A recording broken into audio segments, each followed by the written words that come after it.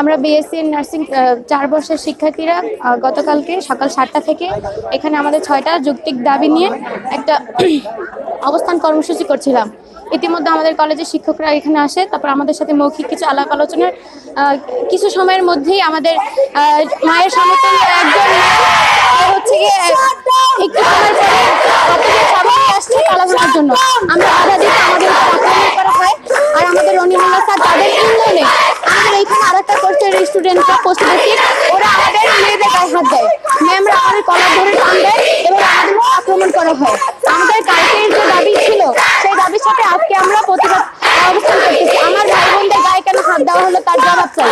যারা এই কাজ করেছে, যারা ইনকাম দিয়েছে, তাদের সকলকে আইনের আওতায় আনেও আমরা প্রশাসনের দৃষ্টি আকর্ষণ করতেছি। এই জন্য এর আমরা জবাব চাই, এর আমরা বিচার চাই। বিচার না হওয়া পর্যন্ত আমরা বিএনপিরা এখান থেকে যাব না।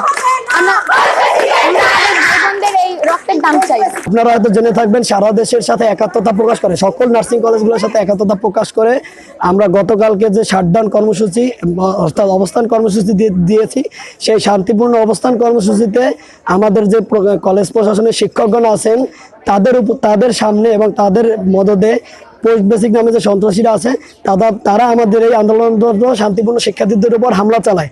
তারই পরিপ্রেক্ষিতে আমাদের তো অবস্থান কর্মসূচি আছেই। আজকে আমরা নতুন কর্মসূচি হিসেবে যে প্রতিবাদ কর্মসূচি, এই হামলায় যারা পিছন থেকে লেলিয়ে দিয়েছেন এবং যারা হামলা করেছেন তাদের বিরুদ্ধে আমরা প্রতিবাদ কর্মসূচি নিয়েছি।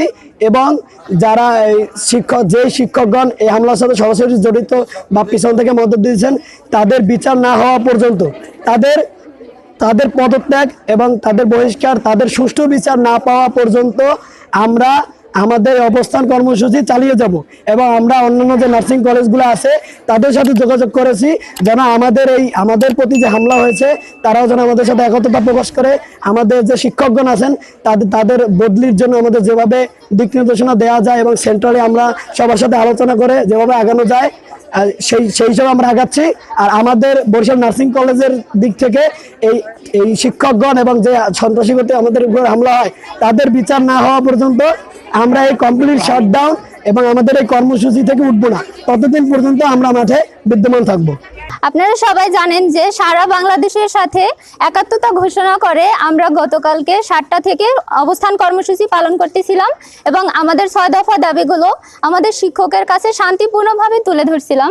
কিন্তু আমাদের শিক্ষকরা আমাদের প্রতিটা কথায় উল্টো মিনিং করে আমাদের দিকেই তারা দোষ ছুড়ে দেয় এবং তারা তাদের পোস্ট বেসিকের গুন্ডাদের আমাদের দিকে লেলিয়ে দেয়। এবং পোস্ট বেসিকের যে 30 থেকে 35 বয়সী ছেলেরা তারা আমাদের মতো 19-20 বছর বয়সী মেয়েদের উপরে হাত তুলে এবং আমার ভাইদের তাদের উপরে হাত তুলে।